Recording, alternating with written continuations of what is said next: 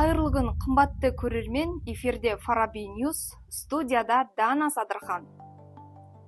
Ұлыбританияның Оксфорд университетінде қазақ тілі алғаш рет оқу бағдарламасына енгізілді. Бұл Қазақстан Республикасы ғылым және жоғары білім министрлігі мен Оксфорд университеті арасындағы бірлескен жоба. Тіл үйрету миссиясын Әл-Фараби атындағы Қазақ ұлттық университетінің PhD докторанты Дидар Садық атқарып жүр. Толығырақ Мизан Перизаттың сюжетінде. Қазақ тілінің әлемде ғылым кеңістігінде мәртебесі артып келеді. Енді оны Ұлыбританияның әйгілі Оксфорд университеті де ресми түрде оқыта бастады. Бұл Қазақстанның ғылым және жоғары білім министрлігі мен Оксфорд университеті арасындағы ынтымақтастық нәтижесінде жүзеге асқан алғашқы пилоттық бағдарлама. Оксфордтың Азия және Таяу Шығысты зерттеу факультетінде бүгінде 28 тіл оқытылады. Бұған дейін түркі тілдерінің ішінен түрік, өзбек және әзірбайжан тілдері ғана болса, енді бұл қатарға ана тіліміз де қосылды. Осылайша қазақ тілі халықаралық академиялық ортада зерттелетін және оқытылатын тілдердің біріне айналды. Жобаны жүзеге асырып жүрген Әл-Фараби атындағы Қазақ ұлттық университетінің PhD докторанты Алматы облысы Кербұлақ ауданының тумасы Дидар Садық. Ол қазақ тілін англофондарға оқыту әдістемесін жетілдіру бағытында ғылыми зерттеу жүргізіп келеді. Дәл осы тәжірибесі оны Оксфорд университетінің оқытушылары қатарына қосты. Қазақ тілінің пилоттық курсы аптасына 2 рет өткізіледі. Сабақтарға Азия мен Еуразияны зерттеуге маманданған жас ғалымдар қатысып, тілді тек грамматикалық жүйе ретінде емес, мәдени құндылық тұрғысынан да үйреніп жатыр. Англиядан жалынды сәлем, менің атым Дидар және мен Оксфорд университетіне қазақ тілінің оқытушысымын.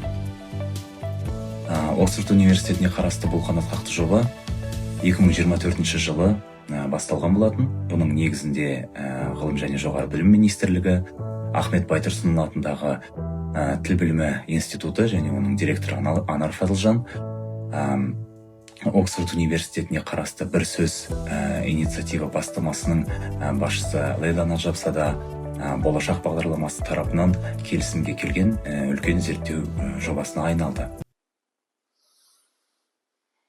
Қазақ ұлттық университетінің журналистика факультетінде ең жарқын жоба Мисс Журфак, Мистер Журфак байқауына кастинг аяқталды. 100-ден жүйрік, 1000-нан тұлпар болған 5 жұп финалға іріктелді. Финалистер дайындық барысында өздерін жаңа қырынан ашуда. Сюжетке зер салайық.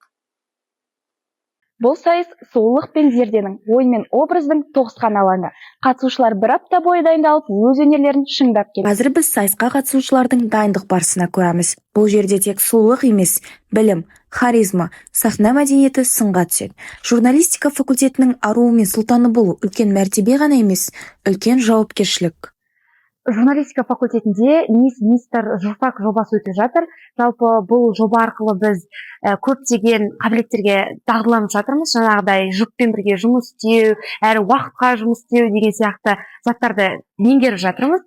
Бұл жобаның бізге берер пайдасы өте мол деп білеміз. Менің жұбым Рахымжан, екеуміздің дайындығымыз өте жоғарғы деңгейде. Дайындығымыз өте тамаша деңгейде өтіп жатыр. Күнделікті қазір дайындық жасап жатқаннан кейін әрбір қателігімізді түзеп жатырмыз деп айтсақ болады.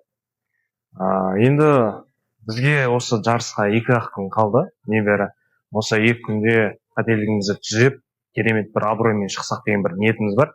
Сол себепті күнделікті дайындық болғаны өте дұрыс.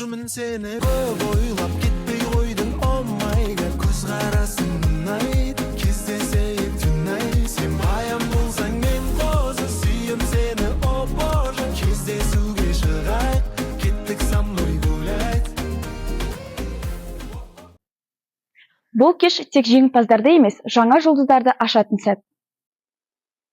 Әл-Фараби атындағы Қазақ ұлттық университетінде Абай ілімі және батыс халықтарының дәстүрлі дүниетанымы мен мәдениеті тақырыбында жиын өтті.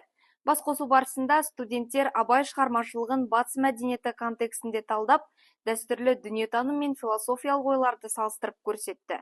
Бұл Абай ілімі қазіргі білім беру және мәдениет саласында маңызды рөл атқаратынын дәлелдеді. Толығырақ жиынға қатысқан тілшіміз Аяулым Өкеннің бейнематериалында. Абай ілімі мен батыс халықтарының дәстүрлі дүниетанымы және мәдениеті атты ашық сабақ өтіп жатыр. Ашық сабақтың басты мақсаты Абайдың даналық ілімін терең талдап, оны батыс мәдениетінің рухани құндылықтарын салыстыра отырып, терең зерттеу. Ұлы ойшылдың 180 жылдық мерейтойы аясында өткен кездесу барысында қатысушылар Абайдың даналық ілімі мен батыс ойшылдарының көзқарастары арасындағы ортақ идеяларды талқылады. Студенттер толық адам тұжырымдамасын шығыс пен батыс мәдениетінің ұғымдарымен салыстырып, өз ой-пікірлерін ортаға салды. Сондай-ақ шара аясында Абай мұрасын қазіргі қоғамның рухани құндылықтарымен сабақтастыру жолдары сөз болды.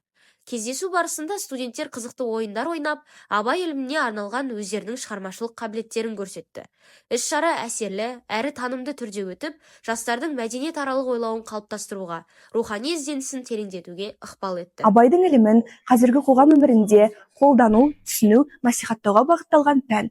Бұл пәннің басты мақсаты Абайдың адам, заман, қоғам, білім тәрбие, рухани даму сынды терең ойларын қазіргі жастарға, яғни бізге түсіндіріп, соны келешек ұрпаққа дәріптеу болып табылады. Жалпы Абай ілімінің үш негізінің бірі батыс мәдениеті болып саналады, ал батыс мәдениетімен Абай орыс әдебиетін оқу арқылы танысады. Нақтырақ айтқанда, Пушкин, Лермонтов, Крыловтың шығармаларын аударады. Әл-Фараби атындағы Қазақ ұлттық университеті инновация мен заманауи технологияны үйлестіріп, ұлттық ғылымның дамуына серпін беріп отырған жетекші оқу орны. Жуырда университетте жаңа буындағы суперкомпьютер іске қосылды. Ол жасанды интеллект, үлкен деректер, биотехнология, физика және климаттық модельдеу бағыттарында қолданылмақ. Толығырақ Диас Ораштың сюжетінде. Енді қазақстандық ғалымдар суперкомпьютер көмегімен үлкен көлемдегі деректермен жұмыс істей алады. Орталық Азиядағы заманауи технологиямен жабдықталған алдыңғы қатардағы суперкомпьютер Әл-Фараби атындағы Қазақ ұлттық университеті география факультетінде орнатылды. Бұл президент Қасым-Жомарт Тоқаев пен Қытай Халық Республикасының төрағасы Си Цзиньпин арасындағы ғылыми бағыттағы келісімге қол қойылғаннан кейін жүзеге асырылды. Суперкомпьютерді ғылым тілімен HPC High Performance Computing деп те атап жатады. Өнімділігі жоғары компьютер деген мағынаны білдіреді. Біздің суперкомпьютеріміздің өнімділігі есептеу немесе қуаты деп айтамыз, ол шамамен 2000 терафлопс немесе 2 петафлопс. Ол жай біздің қарапайым дербес компьютермен салыстырғанда шамамен 10 000 есе өнімдірек. Тағы бір ерекшелігі, бұнда жүйелер жұмыс істеу үшін арнайы инфрақұрылым қажет. Ол инфрақұрылымды деректер орталығы деп атайды. Біздің артымызда қазір көрініп тұрған инфрақұрылым бұл деректер орталығы. Қазуда іске қосылған жаңа суперкомпьютер отандық ғылымның есептеу мүмкіндігін кеңейтеді.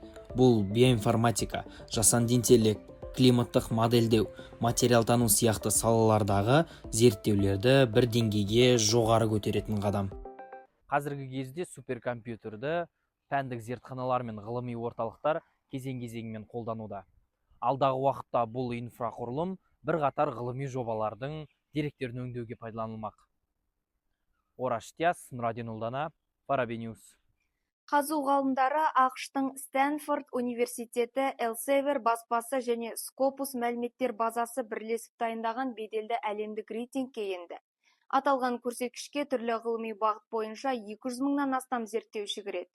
Толығырақ Әйгерім Төкен тарқатады.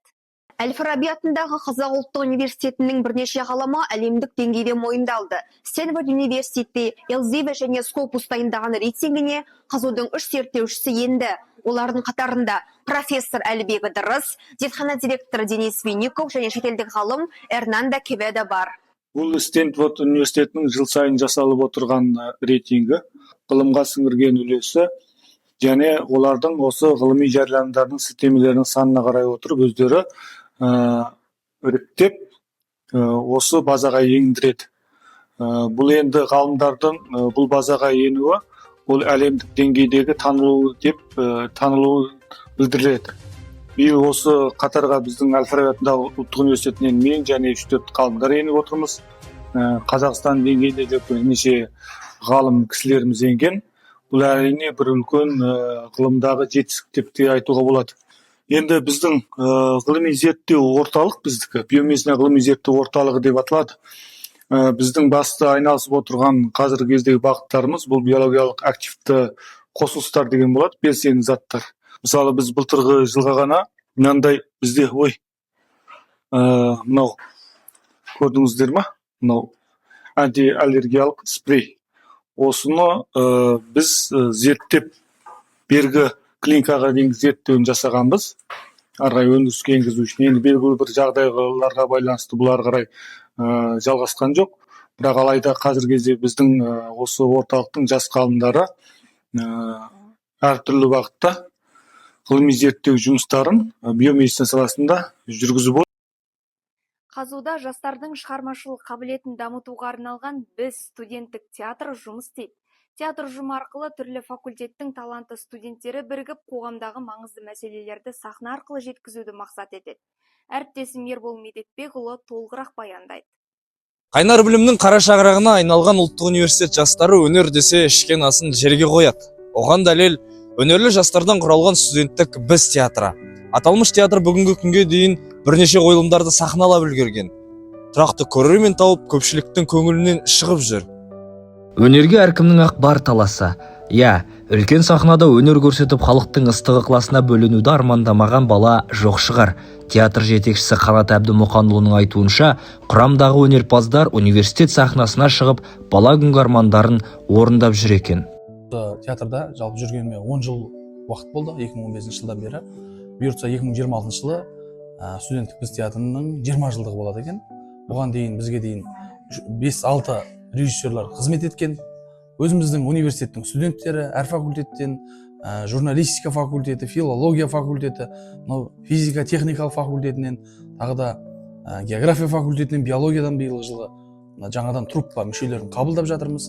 Барлығы өздерінің балалық кезеңдегі арманын осы біздің университеттің сахнасында орындап жүрген қыз жігіттер. Студенттік біз театры тыңғылықты дайындық пен шеберліктің арқасында керемет нәтижелерге қол жеткізуде.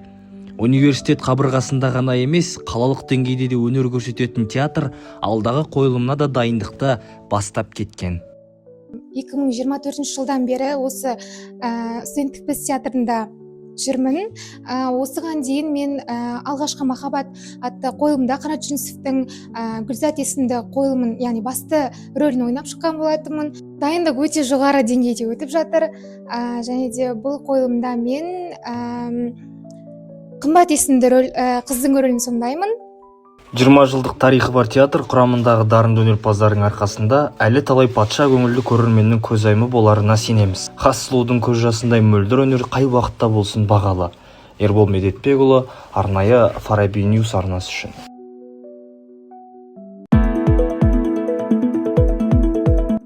Алып білім ордасы қазуда ғылым мен жаңалықтар қатар жүреді.